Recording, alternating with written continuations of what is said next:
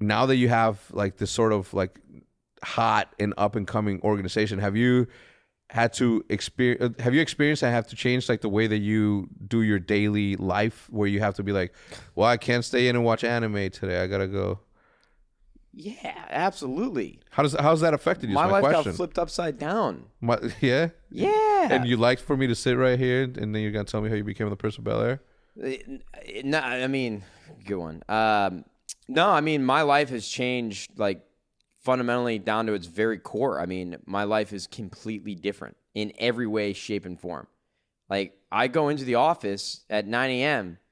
Monday through Friday, brother. Like, I have a real job. Yeah.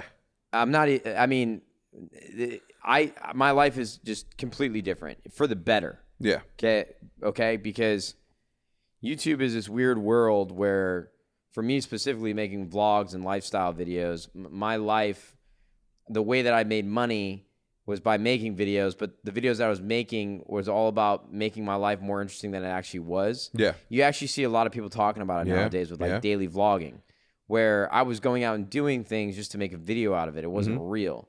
And so for me, I would get caught up in the self-consciousness that I had around that content. And so I'd shut down, right? So I'd stop making videos. I'd take long breaks. And I would, I wouldn't want to say I'm depressed, but I would get into these slumps where I'm just creatively blocked. And that went on for a long time while I lived in LA. I wasn't around you guys anymore. Yeah. I wasn't living in a house with like my best friends anymore. I didn't have my closest friends around me. So I was living on this island in LA, and it affected me in a lot of different ways that I never thought it would. Yeah. And so now my life is just so different because I have an entire company that depends on me to be a certain way, or to be a certain figure, to be a certain contributor. I'm in the office 9 to 5, not 9 to 5 every day, but I'm in the office Monday through Friday. I'm in the office, and I'm flying around the country taking meetings. I'm on the phone every day. I'm taking management meetings with like the rest of our company. My life is just completely different, dude. What have you learned about yourself during this process? Well, I learned that I like to work around. I thrive when I'm around other people. So maybe I'm not introverted. I thrive around when I'm other people that are focused on the same thing. Like, obviously, it's a benefit for me that they're all working towards 100 Thieves, which I guess by association helps me. Yeah. But I just really like being around people that are passionate and like-minded in the same things that I'm passionate about. I learned that I'm a little bit more responsible than I thought I was. I learned that I don't actually have an issue, rolling my sleeves up and working hard. But I also learned that. But you've always been a hard worker. What do you mean? Yeah, I don't know. I've just learned that I've learned that everything in life. This is one tip that I'll give to everybody in business.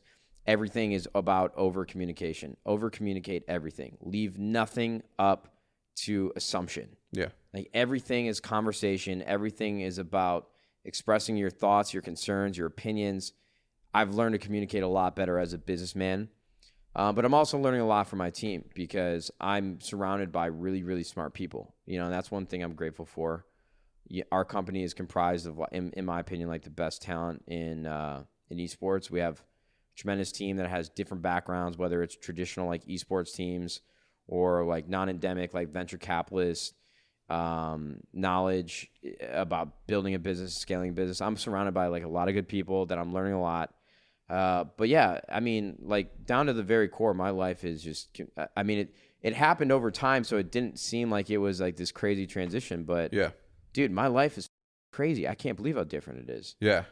I always said, I'm like, when we get into a little like arguments at the house, I'll be like, man, one day you're gonna be in my shoes. You're gonna own your own team.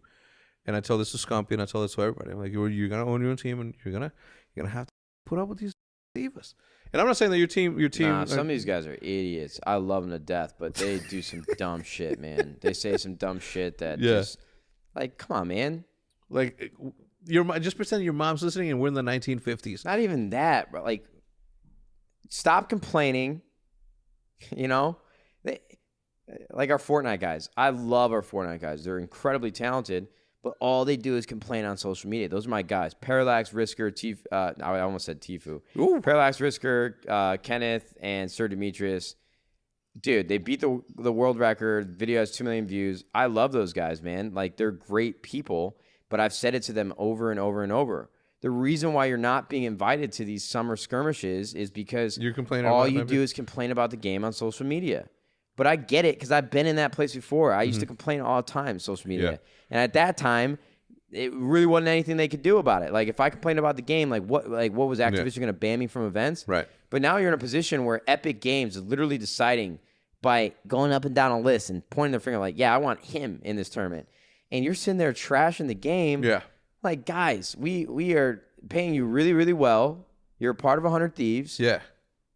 Just don't tweet about it. Yeah. Like, So your job is to get on these things. Why aren't you doing that? yeah, and they really are good people. Like, we flew them out to LA, hung out with them, like, great guys. Yeah. But they just don't understand the big picture. Yeah. So I'm like, just stop complaining. So a lot of the struggles that you had, I definitely now feel. I had a really I disagree. I think I had a really, really easy time with you and everybody else because you guys, for the most part, like listened and understood like the big picture like right away. It was my and this isn't a diss to anyone.